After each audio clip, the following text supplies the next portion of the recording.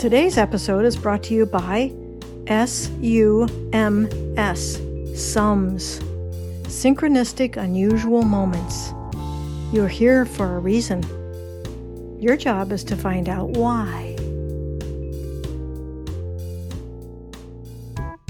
Yippee, yahoo, and hallelujah! We have another day!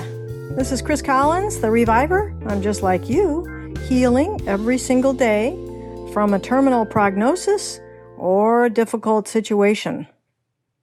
Okay, what are we going to do when we have cancer, MS, or something else that requires us to read up? You may or may not know my feeling about ambiguity. We'll talk about that at another time. But I think that it's necessary to read up on what is healing rather than what is the problem. So, there's all kinds of options for you, no matter what you have. And there's all kinds of clinics around the world for healing. I would promote them on my website, but I don't, simply because not everything works for everybody, number one. Number two, these things can go anywhere from $13,000 for a 3-week stay to $80,000 for a 2-month stay. And and I can't promote that because I don't know enough about it. And number three, if you don't have the cash, then there's other options that you can find a coach to help you walk you through these difficult times and do it rather inexpensively. There's food, There's other types of allopathic meds. Mainstream medical folk are realizing how much can be done with very little. Microdosing, things like that. And all of this stuff is very, very inexpensive compared to those other numbers I just threw out. So there is always a way to do these things. But I don't promote them on my website because every single person is different and they have to find their own way. Might be cheap, it might be expensive, it might be, whatever you determine to be the best thing for you at any given time. And it isn't the best thing for everybody. I wish it was. Boy, I wish it was. So, that said, I am letting you know that there are plenty, for cancer folk, of clinics around the world and in Mexico that have helped lots of people. Do your homework, interview the people, talk to folk. How did they do things? When did they do them? What is the percentage chance? I always love this question. What is the percentage chance that if I come to your clinic, there's going to be some change?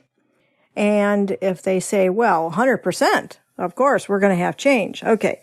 What is the percentage chance that if I get benefit from coming to your clinic, then what is the percentage chance of how well I will do? They may or may not be able to answer that question. But get in there and dig. Doesn't matter with a regular medical doctor or an alternative doctor. Get serious about your questions so that they can answer them. And you can tell when people are lying. You can tell when people are telling the truth. You know these things because it's automatic in the human condition to be able to tell when people are a little bit too slick or whatever it is. That's why you need to talk to a lot of folk who have healed specifically from whatever country/clinic that you're thinking about going to. Do your homework and dig around and find your answers specific to who you are, how old you are, if you're overweight, if you're underweight, if you've always had problems with this or that. All of these things make a big difference. And you should have all of this in a book. You should have all of your problems and druthers in a book so that you can grab it at any given time and say, yes, I had this kind of an operation. Yes, I've had this kind of a problem for 20 years. Yes, I am allergic to milk. Yes, I'm allergic to penicillin. Yes, I cannot see in one of my eyes. All of these things need to be written down. Not only to share with other people and other clinics and other docs, but to remind yourself, because you're going to forget. That's the best thing we do, is forget about things, right? So put it down and, have your timelines. This is when I had a C-section. This is when I had my bunion surgery. This is when I took these drugs, blah, blah, whatever it is. Have it all down. Then you can easily take that file and give it to somebody and say, here's my stuff. And you don't have to repeat it. So a lot of that is pieces and parts of other podcasts that I go into much more deeply. But if you're looking at other clinics and other areas, then you really have a lot of work to do. And you'll do it. And you'll find your way. You can look at 3 of them. You look at 5 of them. You can look at 10 of them. And then you can stop and then say, this is what I've got. This is enough. Let's make a decision, move on, and go for the healing. All right. 1 breath, 1 step. We'll talk next time. How do you reach us? How do you leave messages for us? Come on Facebook or come to our website, revivor.net,